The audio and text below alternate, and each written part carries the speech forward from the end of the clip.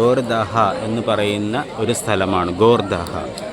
ഈ ഗോർദാഹയിൽ 72 മണിക്കൂർ non stop Keerthan Chaitanya മഹാപ്രഭുവും മറ്റ് ഭക്തന്മാരുമായിട്ട് ചെയ്തിട്ടുണ്ടായിരുന്നു. ഇവിടെ വന്നിട്ട് വാശുഘോഷ് എന്ന് പറയുന്ന അദ്ദേഹം കീർത്തൻ ലീഡ് ചെയ്തിരുന്നു. അതിൻ്റോടൊപ്പം ഗോവിന്ദ എന്ന് പറയുന്ന ചൈതന്യ മഹാപ്രഭുവിന് ഇഷ്ടപ്പെട്ട ഒരു മൃദംഗ പ്ലെയർ ഉണ്ടായിരുന്നു. അദ്ദേഹവും മൃദംഗം ചെയ്യും. അങ്ങനെ ഇവരെല്ലാവരും ആനന്ദ നൃത്തം വെച്ചിട്ടുണ്ടായിരുന്നു. 3 ദിവസം ഇവിടെ കീർത്തൻ നോൺ സ്റ്റോപ്പായിട്ട് ചെയ്തിട്ടുള്ള ഒരു സ്ഥലമാണ്. ഇവിടെ അതേ സമയത്ത് ബക്രേശ്വർ പണ്ഡിറ്റ് വന്നതും ചൈതന്യ മഹാപ്രഭു തന്നെ കീർത്തൻ ലീഡ് ചെയ്യും. ബക്രേശ്വർ പണ്ഡിറ്റിൻ്റെ ആ നൃത്തം കണ്ടിട്ട് ഇത് വൃന്ദാവനത്തിലെ സെയിം സ്ഥലമാണ്. കാരണം ചൈതന്യ മഹാപ്രഭു അവതരിച്ചപ്പോൾ പല സ്ഥലത്തും വൃന്ദാവനത്തിലും മറ്റ് ഹോളി ധാമത്തിലുള്ളതെല്ലാം നവദ്വീപിൽ വന്നിട്ടുണ്ട്.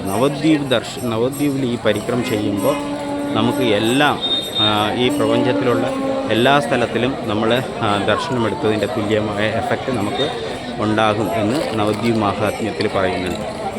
ഈ സ്ഥലത്തിൽ ഭീം ഗോപ എന്ന് പറയുന്ന ചൈതന്യ മഹാപ്രഭുവിൻ്റെ കാലത്ത് ഒരു പയ്യനുണ്ടായിരുന്നു. ഈ പയ്യൻ വന്നിട്ട് പറയും, ചൈതന്യ മഹാപ്രഭു അങ്ങ് എൻ്റെ അമ്മാവനാണെന്ന് പറയും. അപ്പോൾ എങ്ങനെയാണെന്ന് പറഞ്ഞാൽ അങ്ങയുടെ അമ്മയും എൻ്റെ അമ്മയും തമ്മിൽ ബന്ധുക്കളാണ് എന്ന് അദ്ദേഹം പറയുന്നുണ്ട്.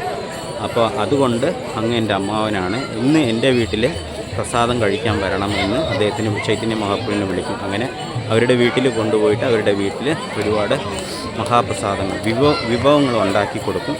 അങ്ങനെ ആ പ്രസാദമെല്ലാം ചൈതന്യ മഹാപ്രഭു കഴിക്കും. അങ്ങനെ ചൈതന്യ മഹാപ്രഭു എന്ത് ചെയ്യുന്നത്, ഈ പ്രസാദം ചൈതന്യ മഹാപ്രഭുയുടെ അമ്മ സച്ചിദേവി ജഗദാനന്ദ പണ്ഡിറ്റിന് കൊടുക്കും. ജഗദാനന്ദ പണ്ഡിറ്റ് ഈ പ്രസാദമെല്ലാം കഴിച്ചിട്ട് സന്തോഷം കൊണ്ട് നൃത്തം ചെയ്യുന്ന ഒരു സ്ഥലമായിരുന്നു. ഇവിടെ നൃത്തം ചെയ്തിട്ടുണ്ടായിരുന്നു.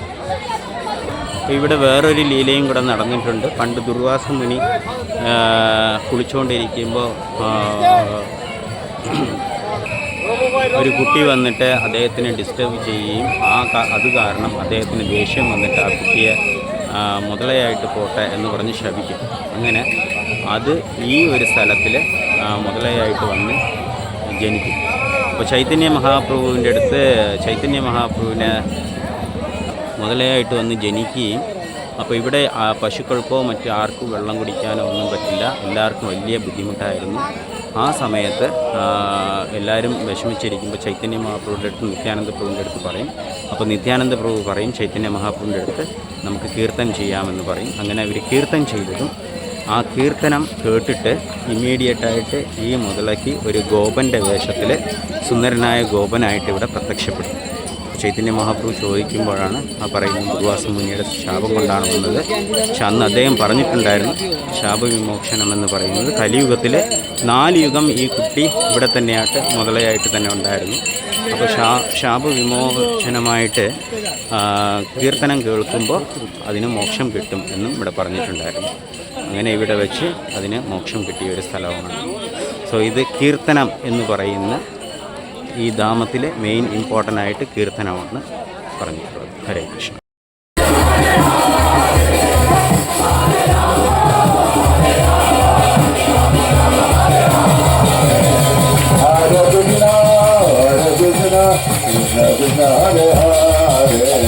Hare Rama, Hare Rama, Rama Rama, Hare Hare, Hare Krishna, Hare Krishna, Krishna Krishna, Hare Hare, Hare Rama, Hare Rama, Rama Rama, Hare Hare, Hare Krishna, Hare Krishna,